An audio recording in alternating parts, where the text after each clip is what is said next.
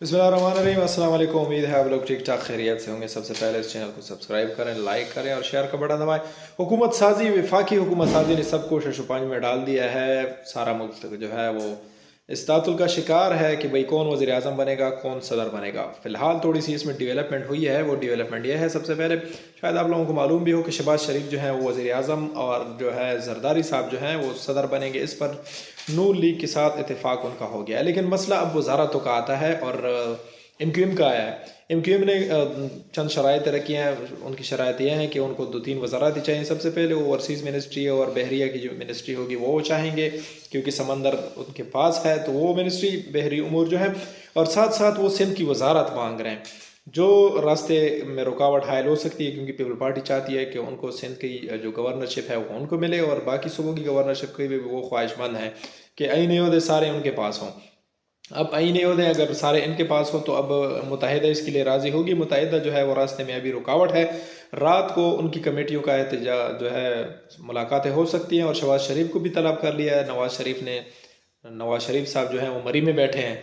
और ये भी बात सामने है कि क्या नवाज शरीफ जो है वो पार्लियामेंट जाएंगे, क्योंकि जब वो वज़ीर आज़म नहीं होंगे, जब वो वज़ीर आज़म भी थे तो 2-3 मरतबा पार्लियामेंट जाना जो है वो पाकिस्तानियों को नसीब हुआ है। और इमरान खान साहब भी इसी तरह थे, वो भी पार्लियामेंट नहीं जाते थे। लेकिन वो कहते हैं कि जब पाकिस्तान को ज़रूरत होगी तो नवाज शरीफ साहब जाएंगे पार्लियामेंट ज़रूर। पाकिस्तान को तो अब भी ज़रूरत है हुकूमत बनाने के लिए, और पाकिस्तान को तो ये भी ज़रूरत है कि फ्री एंड फेयर इलेक्शन हो। और ये कह रहे थे कि साड़ी गल हो गई है, पाकिस्तान को नवाज दो। पाकिस्तान को तो अब नवाज नहीं मिल रहा, पाकिस्तान तरक्की कैसे करेगा। नून लीग वाले तो कहते हैं कि नवाज शरीफ तरक्की की ज़मानत है, जब नवाज शरीफ आता है तो पाकिस्तान की तरक्की होती है। दूसरी बात यह है कि अभी जो है आज सेनेट में बड़ा इंटरेस्टिंग सेशन हुआ है। सेनेट में मुशाहिदुल्ला खान जो है सेनेटर मुशाहिद हुसैन, उन्होंने तमाम जो सियासी कैदी हैं बशमूल इमरान खान उनको आम माफ़ी का मुतालबा किया है कि आम माफ़ी हो जाए और एक मुश्तरक हुकूमत बने जिसमें तमाम पार्टियाँ इन्वॉल्व हों।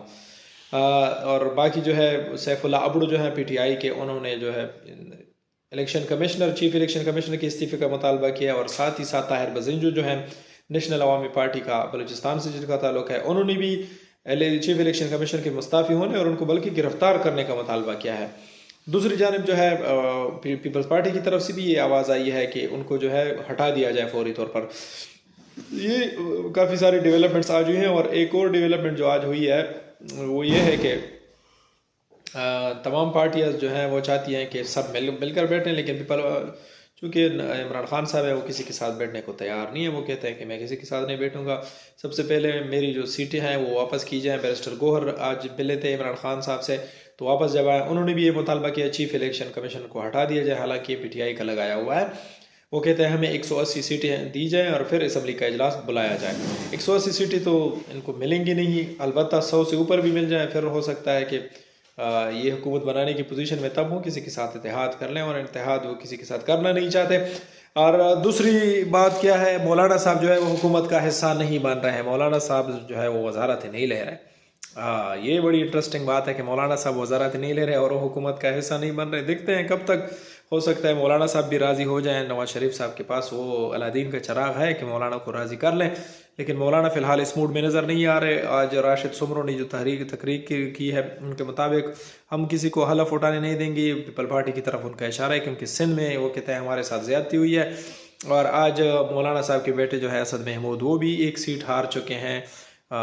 टांग में रात को कल इंतखाबात हुए थे। दावर कुंडी जो है, दावर कुंडी, उनका ताल्लुक जो है वो PTI से है। PTI की खैबर पख्तूनख्वा में नशिस्तें जो हैं वो 41 हो गई हैं, 42 हो गई हैं सॉरी।